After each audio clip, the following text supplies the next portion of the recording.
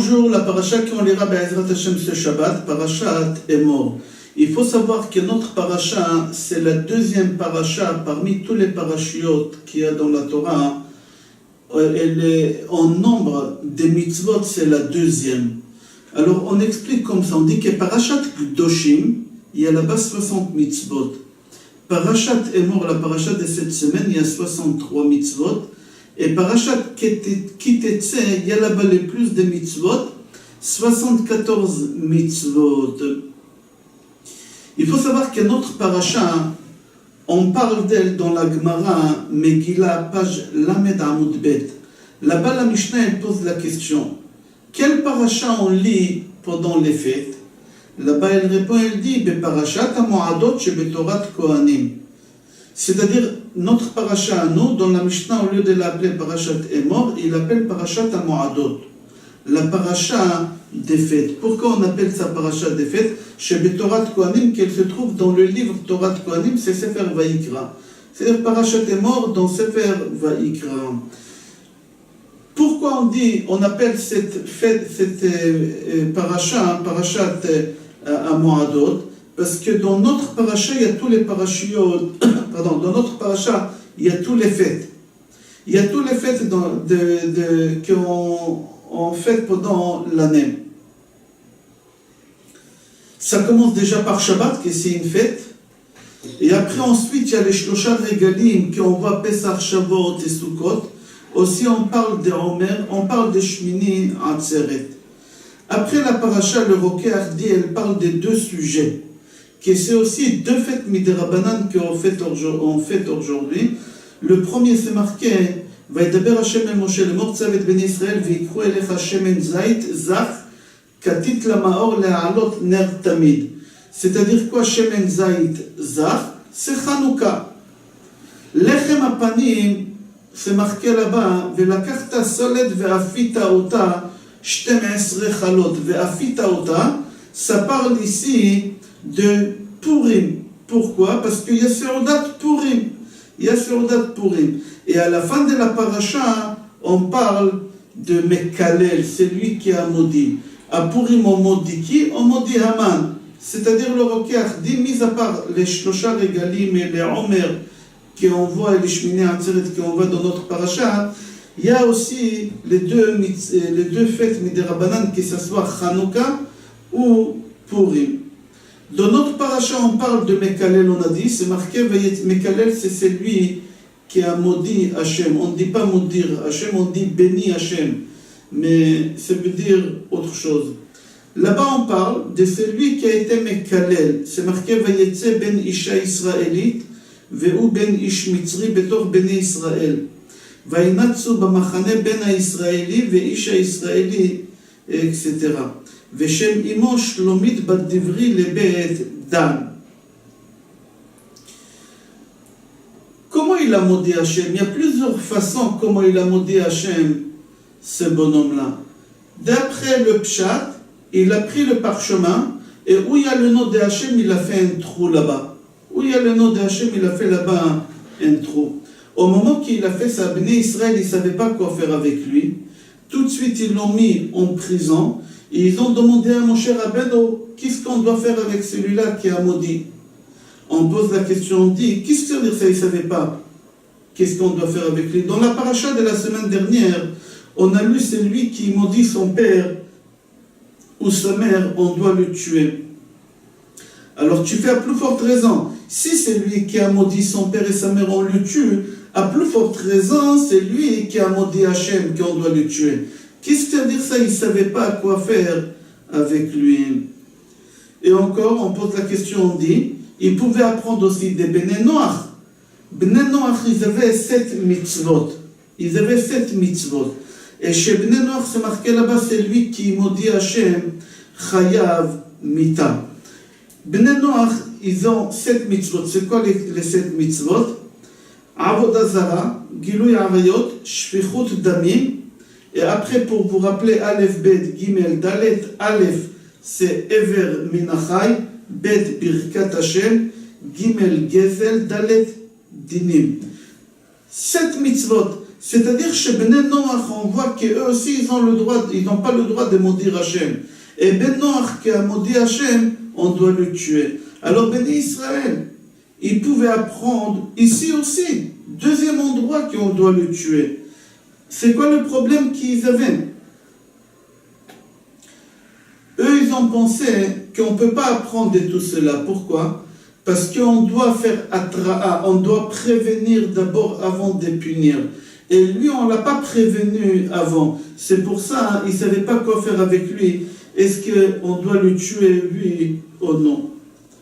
Le Riva dit qu'en réalité, ils n'ont pas voulu le tuer pour la simple raison qu'ils n'ont pas voulu que son péché soit pardonné. Parce qu'on dit qu'il y a des péchés que le pardon suffit. Il y a le péché qu'il faut le pardon et le jour des Kippour. Il faut que ce soit le pardon le jour des Kippour et les souffrances. Et il y a le pardon le jour des Kippour et les souffrances et le jour de la mort. Le jour de la mort fait pardonner des péchés. Eux, ils ont dit, si on le tue, ça va lui faire pardonner de son péché. Et on ne veut pas que ça va lui faire pardonner de son péché. Alors, ils l'ont mis en prison. D'où ils ont appris ça, que la mort fait pardonner le péché. Ils ont appris ça de Amavir Beno la Molech. C'est lui qui prend son fils et le sacrifie pour l'idolâtrie. Alors, qu'est-ce qu'on le fait? On le tue. Mais c'est lui qui a pris tous ses enfants, il les a sacrifiés pour l'idolâtrie, on ne le tue pas. Pourquoi? Parce qu'il a fait tellement un grand péché qu'on ne veut pas que ça soit pardonné, alors on ne le tue pas. Alors eux, ils ont appris d'ici que ça fait pardonner le péché. C'est pour ça qu'ils n'ont pas voulu le tuer, pour que son péché ne sera pas pardonné, ils l'ont mis en prison. C'est marqué encore dans le psukim concernant le Mekalel. Dans le pasuk qu'on a lu tout à l'heure, c'est marqué là-bas 3 fois le mot israélite concernant sa maman. Une fois Mitzri, son père, et 3 fois israélite. Le pasuk, il a l'air trop long. On pouvait l'écrire autrement, plus court. Pourquoi la Torah, elle a utilisé comme ça? Et en plus, on rajoute son nom, le nom de sa maman, Shlomit Bat Divri. Shlomit Bat Divri. On pouvait écrire plus raccourci le pasuk. Pourquoi c'est aussi long? Alors on dit que chez le Mekoshesh, c'est lui qui a transgressé Shabbat. C'est pas marqué qui est son père, qui est sa mère. Mais ici, c'est lui qui a maudit, c'est marqué qui est sa mère et qui est son père. On dit, en réalité, le nom de sa mère, c'était pas son vrai nom qu'on dit ici, Shlomit Bat Divri. C'est un surnom qu'on lui a donné. Parce que cette femme, Rachel dit Shlomit, Shalom. Elle disait bonjour à tout le monde, elle n'était pas pudique. Bat Divri, la chambre d'Iburim, Shaita Medaberet en Kulam. C'est-à-dire, elle disait bonjour à tout le monde, et elle parlait avec tout le monde, elle voulait un peu moderniser les bénis Israël, et elle leur disait qu'il faut dire bonjour à tout le monde, il ne faut pas être enfermé, il ne faut pas être comme ça. Et doucement, doucement, elle était en train de s'ouvrir, et voilà ce qui s'est passé. L'enfant qu'elle a eu, cette femme-là. Rashi sur place dit que le Mekalel, il est sorti d'où? D'où il vient ce Mekalel? Alors il dit, Yatsa me'olamo, il est sorti de son monde. C'est-à-dire quoi, il est sorti de son monde? C'est pas compréhensible. Alors pour comprendre, il y a une Gemara qu'elle raconte que Rabbi Shimon bar Chalafta, il était très pauvre. Et sa femme, elle s'est plainte qu'elle n'arrive pas à cuisiner Shabbat et il n'y a rien à manger. Rabbi Shimon ben Chalafta, qu'est-ce qu'il a fait? Il est sorti dans les champs et il a prié. Et du ciel, il y a une main qui est sortie et qui lui a donné une pierre précieuse. Lui, il a pris cette pierre-là, il est parti chez le change pour la changer et il lui a dit, après Shabbat, on fera les comptes. Pour le moment, donne-moi un peu d'argent pour passer Shabbat. Rabbi Shimon ben Chalafta, il est content, il rentre à la maison avec 2 sacs. De la viande, des poissons, des fruits, des légumes, des boissons, des desserts. Sa femme, elle lui dit, d'où tu as rapporté tout ça? Et lui, il dit à sa femme, n'y pose pas de questions. Tiens, voilà, on a Baruch Hashem pour Shabbat. Et il lui a dit, je jure que je ne toucherai pas tant que tu ne me dis pas la vérité d'où tu as ramené ça. Et lui, il lui a dit la vérité. Qu'il est parti dans le champ, il a prié du ciel, ils lui ont donné. Sa femme, il a dit, mais tu es malade. Mais tu es malade d'accepter une chose pareille. Akadosh Baruch Hu, qu'est-ce qu'il t'a donné? Il t'a donné de ta part à toi dans le monde futur. Au moment qu'on sera dans le monde futur, tout le monde, ils auront la maison complète, mais nous, il va nous manquer quelque chose. C'est une erreur, qu'est-ce que tu as fait? Je ne mangerai pas. Va ramener qu'est-ce que tu as pris. Va rapporter ça.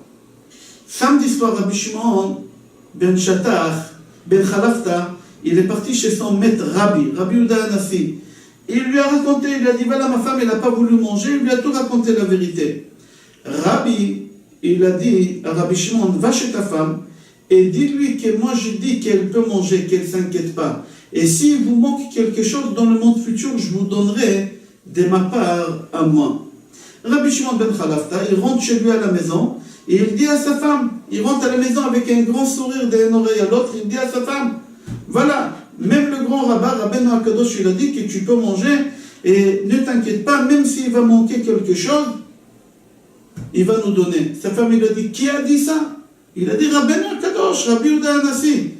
Et il lui a dit, c'est une erreur. Il lui a dit, c'est une erreur. C'est impossible qu'un homme peut donner à son ami quelque chose dans le monde futur. Chacun il a son monde à part. Comme Shlomo HaMelech, il a dit, Ki olech ha'adam el bet olamo. Chacun il a son monde à lui. Là-bas, on ne peut pas donner un à l'autre. Va dire ça à ton Rav. Il a dit ça à son Rav, mais Rabbi, il n'a pas voulu répondre. Il n'a pas voulu lui dire qu'elle se trompe, qu'on peut donner un à l'autre dans le monde futur. Mais il a dit à son mari, va rendre la pierre. Quand on dit que le Mekalel, il est sorti de son monde, quel monde? C'est ce monde-là, que chacun a. Il est sorti, il a perdu ce monde-là. Il l'a plus. Rachid dit qu'il est sorti d'où? Qu'il est sorti de la paracha de Kedoshim, la paracha qu'on a lue la semaine dernière. Qu'est-ce qu'il y a dans paracha de Kedoshim? Là-bas, on parle des lechem apanim. On parle du pain, les 12 pains qu'il y a au Beth Amikdash. C'est-à-dire quoi? Il est sorti du pain. Il est sorti du pain, le Mekalel. Qu'est-ce qui se passe? Ibn Ezra dit qu'au Beth Amikdash, il y avait les 12 pains, 6 et 6 de l'autre côté. Il y en avait 6 et 6, c'est 2 rangées. Chaque pain, il représentait une tribu. Il y a 12 pains, il y a 12 tribus. Et Ibn Ezra dit que le monde, il est construit, il est basé sur 12 tout le temps. Il y a les 12 tribus, il y a 12 heures par jour, 12 heures la nuit, il y a 12 mois, il y a 12 astres. Tout ce qu'il y a dans le monde, ça tourne autour des 12 tribus. C'est pour cela qu'il y a les 12 pains. Et chaque tribu, elle a son pain. Et sur chaque pain, il y a le nom de la tribu. C'est-à-dire que les tribus, ils étaient en permanence collés avec Hachem. Pourquoi? Parce que sur le pain aussi, c'était gravé le nom de Hachem.